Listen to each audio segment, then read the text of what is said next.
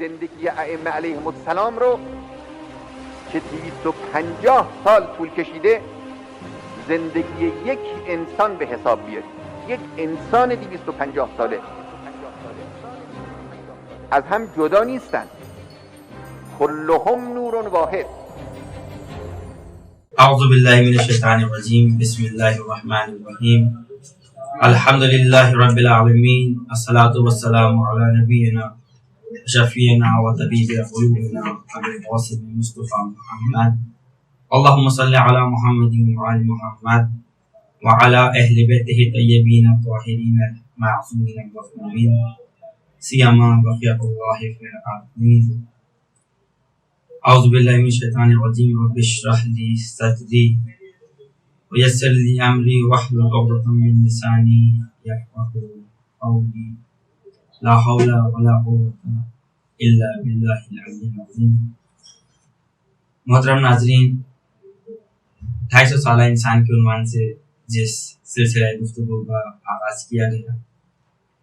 آج اسی سلسلے کی ایک کڑی کے طور پر جس موضوع کو لے کر ہم آپ کے سامنے ہیں وہ ہے خفیہ تنظیمیں۔ سب سے پہلی چیز جس کی وضاحت ضروری ہے وہ یہ کہ تنظیم سے مراد کیا ہے۔ یقیناً یہاں تنظیم سے مراد وہ ایک ایسی آرگنائزڈ سیاسی پارٹی نہیں ہے کہ جیسے اس دور میں پائی جاتی ہے کہ جن کا ایک ہیڈ کوارٹر ہو، ایک نیٹ ورک ہو اور وہ نیٹ ورک پورے ملک کے اندر پھیلا ہوا ہو، اور ایک آرگنائزڈ اسٹرکچر ہو، ایک ہیرارکی ہو،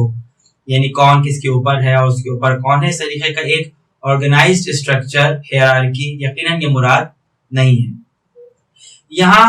تنظیم سے مراد یہ ہے کہ کچھ لوگ جو ایک مشترک ہدف رکھتے ہوں اور وہ لوگ اسی مشترک ہدف کے حصول کے لیے ایک ایسے رہبر کے ساتھ جڑے ہوئے ہوں کہ جو حساس دل اور بیدار دماغ رکھتا ہو اور اس کی سرپرستی میں اپنے فرائض کو انجام دے رہے ہیں، اور ساتھ ہی ساتھ اپنے روابط کو ایک دوسرے کے ساتھ اور زیادہ مضبوط بنا رہے ہیں۔ ایک ایسی تنظیم کی بنیاد ہم دیکھتے ہیں کہ مولائے کائنات کے، اگر تنظیم سے مراد ہم ایسے افراد کو لیں تو ہم دیکھتے ہیں کہ اس کی بنیاد مولائے کائنات کے زمانے میں پڑ گئی تھی۔ یہ وہ لوگ تھے کہ جنہوں نے سقیفہ میں ہونے والے فیصلے کو قبول نہیں کیا تھا، اور پیغمبر اکرم نے جو مولائے کائنات کے بارے میں جو فرمائشیں کی تھیں، جو وصیتیں کی تھیں، یہ ان کی نظروں کے سامنے تھی۔ اسی لیے انہوں نے مولا کے ساتھ وفاداری کا اعلان کیا، اور لیکن جب اس وقت جب امام اپنی ذمہ داری سمجھتے ہوئے اور ایک خاص ہدف کی خاطر امام نے سکوت اختیار کیا تو تب یہ لوگ بھی خاموش ہو گئے، لیکن امام کے ساتھ منسلک اور امام کے وفادار رہے۔ یہاں پر ہم تاریخی شواہد کی طرف جب دیکھتے ہیں تو ہمیں واضح طور پر نظر یہ آتا ہے کہ یہ گروہ ہمیشہ سے شیعہ طرز تفکر یعنی یہ کہ جو رہبر ہے وہ فقط سیاسی رہبر نہیں ہے بلکہ وہی مذہبی رہبر بھی ہے، وہی فکری رہبر بھی ہے، اور حاکم ایسے ہی شخص کو ہونا چاہیے، سیاسی رہبری اسی کے پاس ہونی چاہیے کہ جو فکری اور اخلاقی رہبر بھی ہو۔ تو یہ شیعہ طرز تفکر کو ہمیشہ البتہ حکمتوں کو مد نظر رکھتے ہوئے ہمیشہ عام کرتے رہے ہیں اور لوگوں کے درمیان اس کو نافذ کرتے رہے ہیں، کیونکہ اس فکر کا پھیلنا اور لوگوں کے اندر اس فکر کا نفوذ یہ ایک ضروری مقدمہ ہے کہ جس کے بغیر حکومت علوی یا ایک دوسرے تابعی کے ساتھ حکومت الہیہ کا قیام ممکن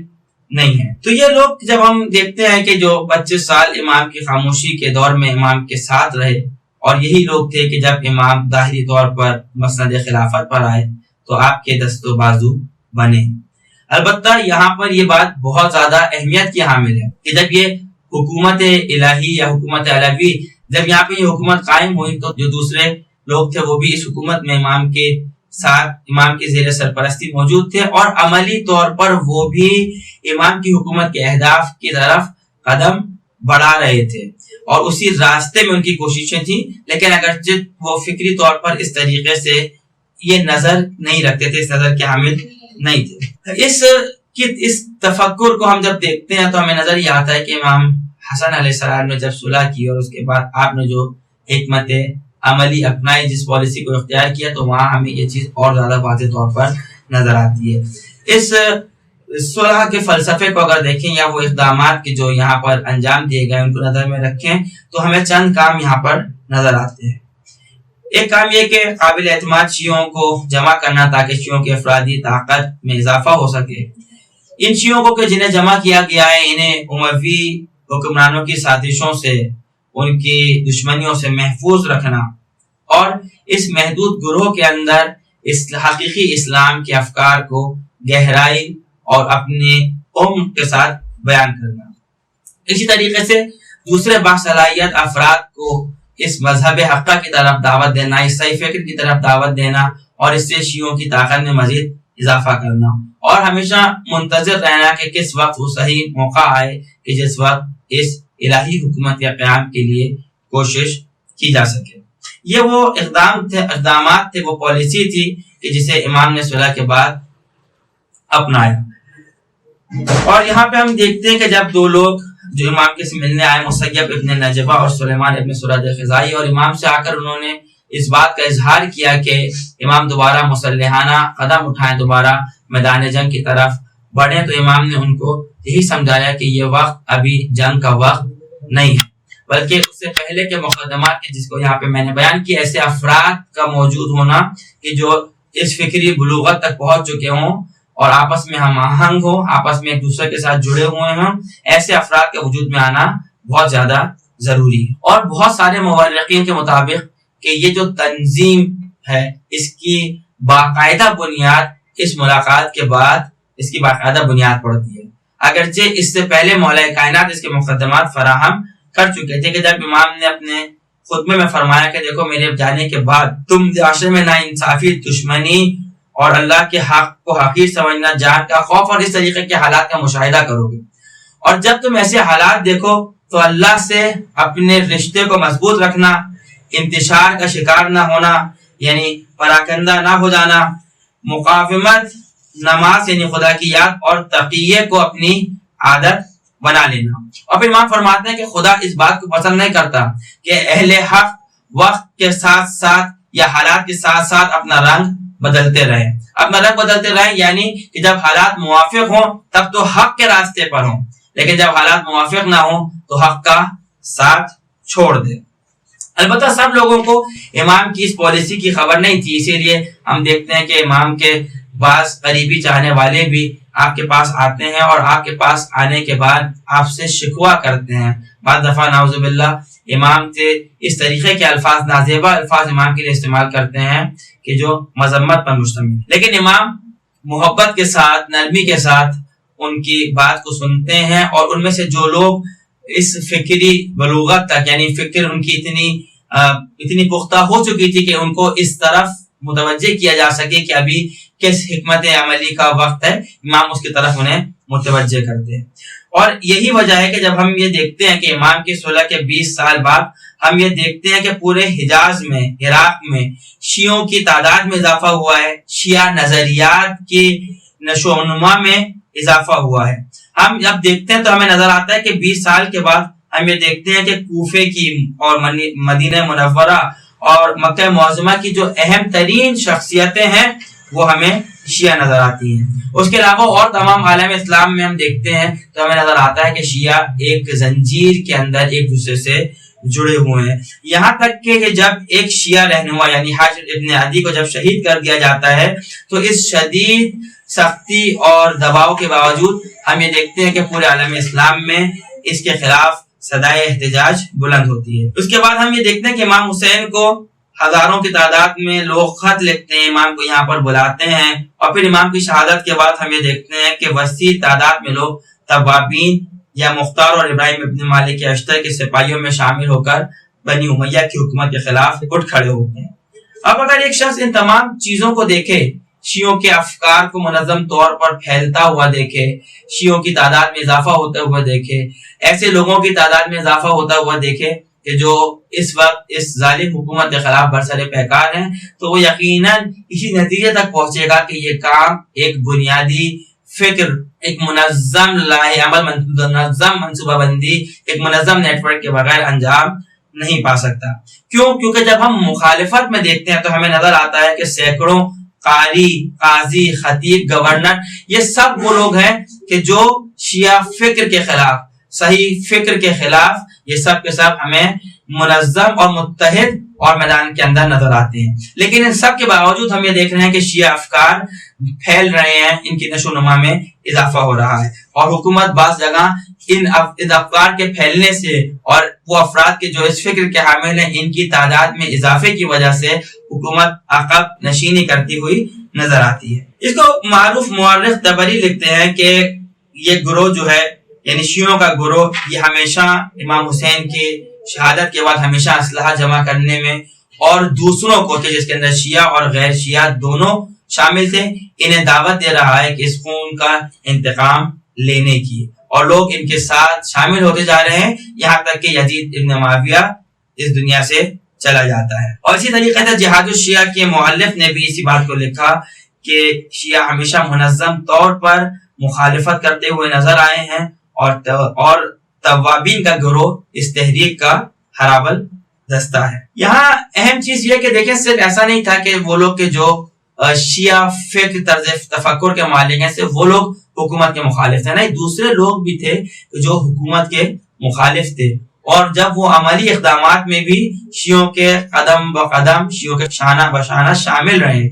لیکن اس کا جو اس کی قیادت تھی، جو اس کی منصوبہ بندی تھی، اس کے اندر جو فیصلہ کرنا تھا، جو اس کی رہبری تھی اس مخالفت کی، وہ ہم دیکھتے ہیں کہ وہ شیعوں کے ہاتھ میں تھی. تو دوسرے افراد بھی شامل تھے اور عملی طور پر شیعوں کے ساتھ شریک تھے، لیکن قیادت اور منصوبہ بندی جو تھی یہ شیعوں کے ہاتھ میں تھی. یعنی اگر اس طریقے دوسرے الفاظ میں کہیں تو ہم یہ کہہ سکتے ہیں کہ جو علم تھا اس وقت اس مخالفت کا، اور یعنی یہ جو ہدف کی طرف آگے بڑھنا، اس کے لیے جو منصوبہ بندی تھی کہ ایک الہی حکومت کا وجود حاصل کیا جا سکے، اس کا قیام وجود میں لایا جا سکے، اس کا جو اصل علم تھا وہ شیعوں کے ہاتھ میں تھا. اور جب ہم اسی تناظر میں دیکھتے ہیں تو ہمیں امام صادق علیہ السلام کی وہ حدیث بھی سمجھ میں آتی ہے کہ جس میں امام نے فرمایا کہ واقع کربلا کے بعد ارتد الناس، کے شیعہ جو تھے وہ اپنے دین سے ہٹ گئے، اپنے دین سے پھر گئے. اور اس کو فرمایا کہ شیعوں کی تعداد 3 یا 5 افراد تک محدود تھی. روایت کے اندر مختلف جو تعداد ہے اس کا عدد کا ذکر ہوا ہے. یقیناً ایسا نہیں تھا کہ ان کو اب اپنے عقیدے کے اندر شک ہونے لگا ہو. پہلے یہ خلافت کا حقدار مثلا مولا کائنات علی علیہ السلام کو سمجھتے ہوں، اور اس واقعے کے بعد انہیں یہ احساس ہونے لگا ہو کہ نہیں، ہم جو یہ سمجھتے تھے سمجھنے میں حق بجانب نہیں تھے. یقیناً ایسا نہیں تھا، اس بات میں انہیں کوئی شک نہیں تھا کہ حقیقی حقدار کون ہے. بس پھر کیا ہوا تھا کہ جس کی وجہ سے امام نے کہا کہ یہ وہ لوگ میں شیعوں کی تعداد محدود رہ گئی تھی اور لوگ شیعت سے منحرف ہو گئے تھے، یعنی اس سے ہٹ گئے تھے. یہاں مراد یہی ہے، یعنی وہ شیعہ کہ جو اس ہدف کی خاطر آگے بڑھ رہے تھے اور عملی طور پہ امام کے دست و بازو تھے اس ہدف کو عملی کرنے میں، جب یہ سخت مرحلہ ان کے سامنے آیا اور انہوں نے ان مشکلات کو محسوس کیا تو اب عملی طور پر وہ ساکت ہو گئے. عملی طور پر انہوں نے اس ہدف کی جد و جہد کرنا ترک کر دی. اور اسی کے بعد پھر امام نے اسی حدیث میں فرمایا کہ اس کے بعد ہم دیکھتے ہیں کہ لوگ آتے گئے اور تعداد میں اضافہ ہوتا گیا. اور یقیناً یہ جو چیز تھی یہ امام زین العابدین امام سجاد کی کوششوں کا نتیجہ تھی کہ آپ نے ان لوگوں کے اندر اضافہ کیا اور ایسے صحیح افراد تیار کیے کہ جن کے اندر یہ صلاحیت اور یہ جذبہ پایا جائے کہ وہ اس ہدف کے حصول کے لیے جد و جہد کر سکیں. اس کے بعد ہم دیکھتے ہیں کہ اسی تحریک کو امام باقر علیہ السلام اور امام صادق علیہ السلام نے اس تحریک کو آگے بڑھایا. اب یہاں پر ہم جس نتیجے کی طرف بڑھنا چاہتے ہیں اور جو بہت اہم، شاید یہ آج جتنی بھی گفتگو کی ہو اس کا ماحصل جو نتیجہ ہے وہ یہ ہے کہ دیکھیے اس وقت شیعوں کے ذہن میں بھی اور وہ لوگ جو شیعہ نہیں تھے ان کے ذہن میں بھی شیعہ کسے کہتے تھے، وہ کس کو شیعہ کہتے تھے. جس طریقے سے آج ہر اس شخص کو کہ جو خلافت کا حقدار اہل بیت علیہ السلام کو سمجھتا ہو اسے شیعہ کہہ دیتے ہیں، اس وقت قطعاً ایسا نہیں تھا، نہ شیعوں کے ذہنوں میں اور نہ دوسروں کے ذہنوں میں، بلکہ اس وقت شیعہ اس کو کہتے تھے کہ جو امام کے اس عظیم ہدف میں امام کے ساتھ شریک ہو، اور دوسرے شیعوں کے ساتھ کہ جو اس ہدف میں امام کے دست و بازو بنے ہوئے ہیں ان کے ساتھ اس کا رابطہ اسی طریقے سے برقرار ہو۔ بس یہاں پر جو شرط تھی وہ فقط شرط یہ نہیں تھی کہ آپ کو خلافت کا حق